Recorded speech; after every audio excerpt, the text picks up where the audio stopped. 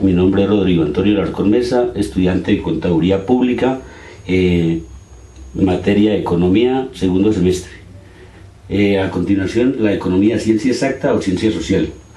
Ante este interrogante me atrevo a dar mi opinión. La economía es la ciencia que estudia la manera como se emplean los recursos limitados para satisfacer las necesidades ilimitadas de la sociedad. Por esto, la economía es una disciplina estudiosa de las conductas humanas y su relación mutua. Por lo tanto, debe ser considerada como una ciencia social.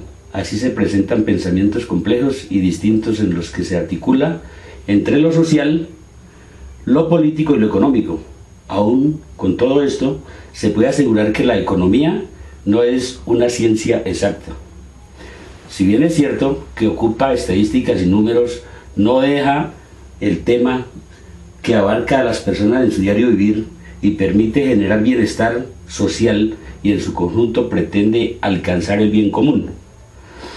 Y la satisfacción de las necesidades es de suma importancia y precisa para el mundo interactuante en las relaciones sociales y las distintas maneras de fabricar, comercializar bienes y servicios. Así la economía está y estará presente en la vida cotidiana de todos, sirviendo como base de toda sociedad.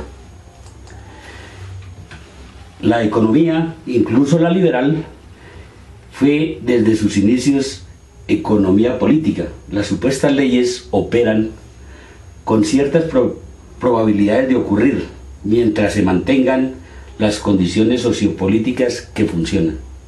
Por lo anterior, no bastan las demostraciones, ya sean matemáticas o lógicas, para refutar estas teorías alternativas, sino tendencias, asegurando con esto que es una ciencia que utiliza la matemática como medio y no como fin. Cabe destacar que es de carácter de máxima importancia en el trasegar diario. ¿Qué estudia la microeconomía y la macroeconomía? Las dos son divisiones de la teoría económica. La primera se ocupa de la actividad económica en su conjunto. La microeconomía, como tal, estudia la forma en que una persona, empresa o familia toman sus decisiones todos los días y lo que estas decisiones traen como consecuencia desde el punto de vista económico, y dirige su análisis al comportamiento de las unidades económicas como las familias o consumidores y las empresas.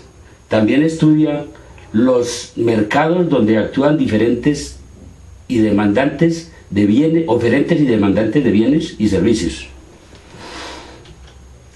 Es así como la interacción de la oferta y la demanda determinan los precios de cada bien. La microeconomía, por ser una visión de la economía de abajo hacia arriba, constituye la base de cualquier rama de la economía, y la macroeconomía de los individuos y sus decisiones.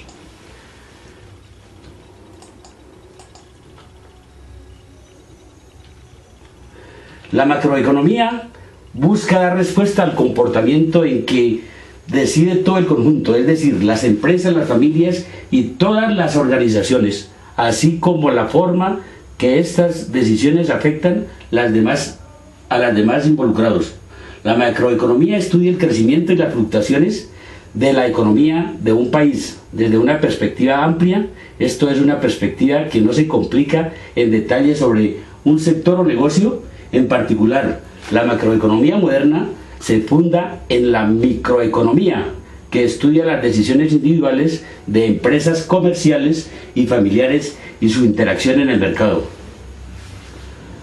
La macroeconomía analiza los procesos económicos desde perspectivas de una amplia agregación de los factores y comportamientos económicos, dimensiones nacionales y regionales.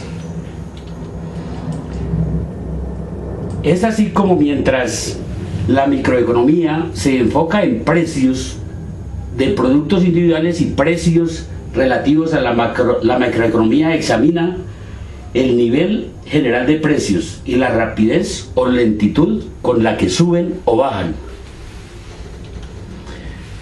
Milton H. Spencer asegura que la microeconomía observa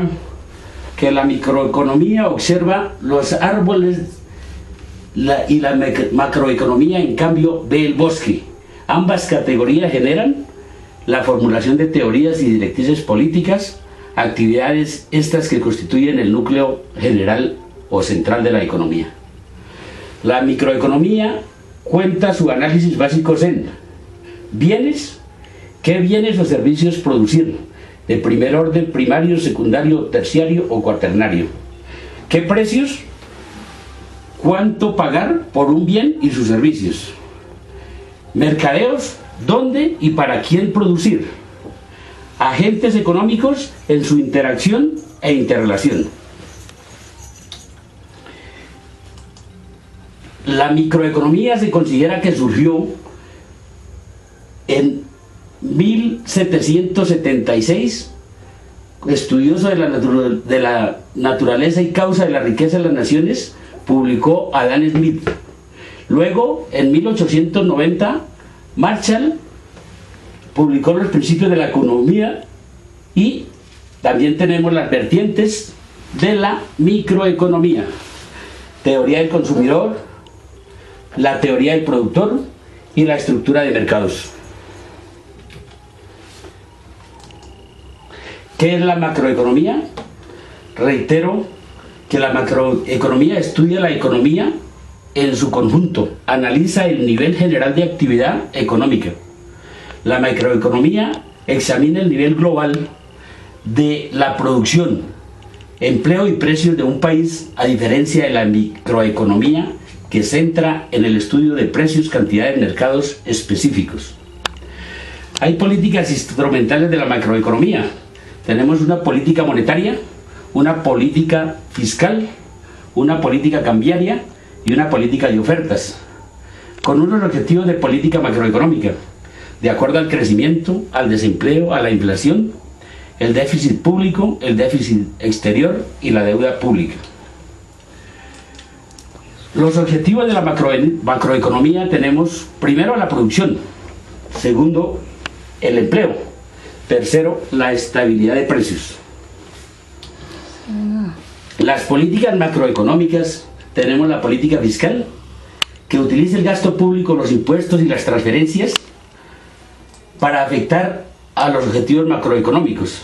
El gasto público engloba la compra de bienes y servicios y la inversión por parte del sector público. Y la política monetaria del Banco Central, modificando el tipo de interés, afecta a la inversión y, en consecuencia, al Producto Interno Bruto, a la inflación y al desempleo. Seguimos con la otra pregunta, que concerniente a Carlos Marx y los modos de producción.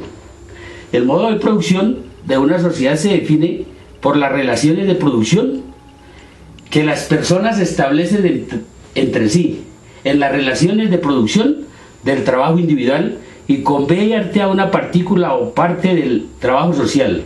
Según Marx, el modo de producción de una época no es determinado por qué o por cuánto se produce, sino por cómo se produce. Los elementos que participan en el proceso productivo son tres, según Marx. Básicamente tenemos el objeto sobre el cual se trabaja, los medios con que se trabaja, y el tercero, la actividad humana utilizada en el proceso. Los conceptos de producción abarca el objeto sobre el cual se trabaja. Puede ser de dos tipos: materia bruta o sustancia que proviene directamente de la naturaleza, y materia prima o sustancia que ha sufrido una modificación efectuada por un trabajo. Asimismo, tenemos que el materialismo histórico ve en el desarrollo de los bienes materiales productos necesarios para la existencia del ser humano, y la fuerza principal que determina toda la vida social de hombres y mujeres y condiciona la transición de una sociedad a otra más avanzada. El cambio en las relaciones sociales y económicas es, ante todo, el cambio de unas relaciones de producción hacia otras más progresistas y humanas.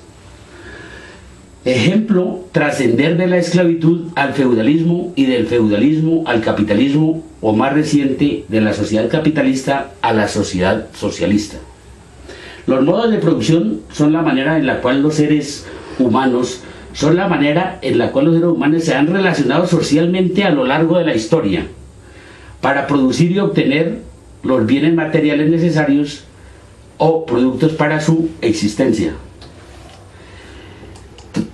Todo modo de producción es una estructura global y está constituido por tres estructuras: estructura económica, conjunto de relaciones de producción; estructura jurídica, política, el Estado, las instituciones y las leyes; y la estructura ideológica, medios de comunicación, escuelas, ideas y religión.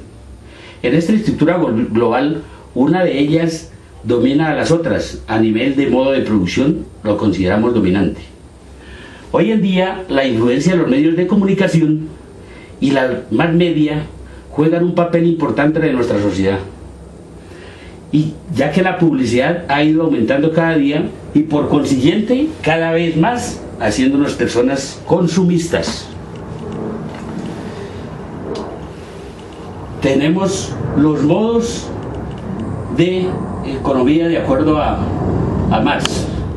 200.000 años antes de Cristo, el modo comunitario: responsabilidad, cooperación, solidaridad, conservación ecológica.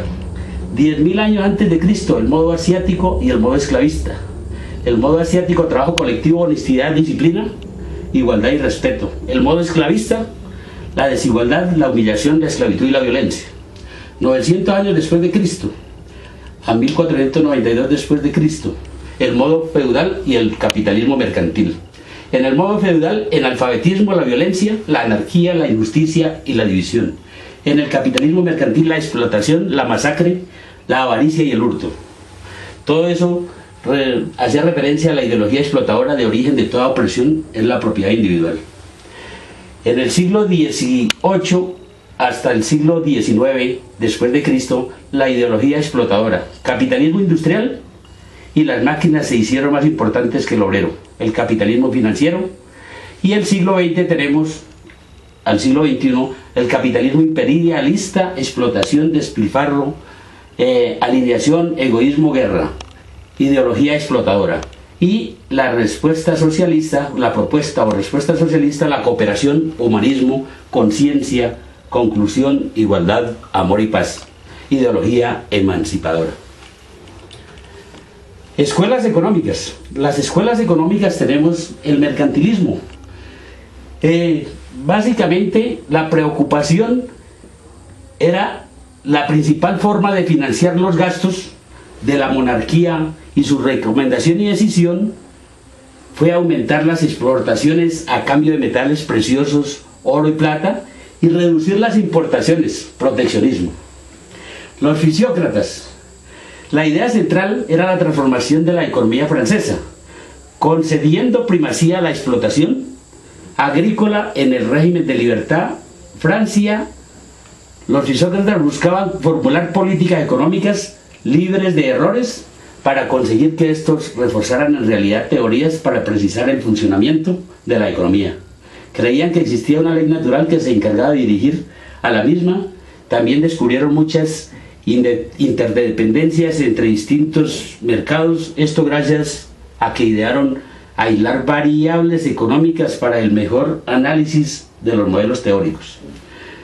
La escuela de clásicos analizan agregados económicos y el valor surge del costo de producción para producir una mercancía. Proponen eliminar algunas barreras al comercio internacional de regulación de la economía. Marxistas. La escuela marxista, similar a la escuela clásica del valor de la mercancía, surge del trabajo. Es considerada una corriente de la escuela clásica por su método. El capitalista obtiene una plusvalía al vender la mercadería a un precio superior al costo de producirla. Predice el fin del capitalismo por fuerzas intrínsecas al mismo. Los keynesianos, o escuela de los Keynes.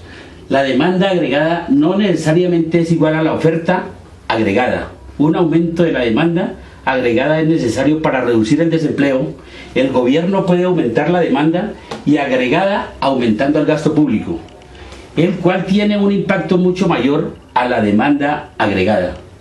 Los neoclásicos se concentran y analizan el comportamiento de unidades económicas individuales. El valor no surge del trabajo o del costo de producción, sino de la utilidad que brinda de su escasez relativa.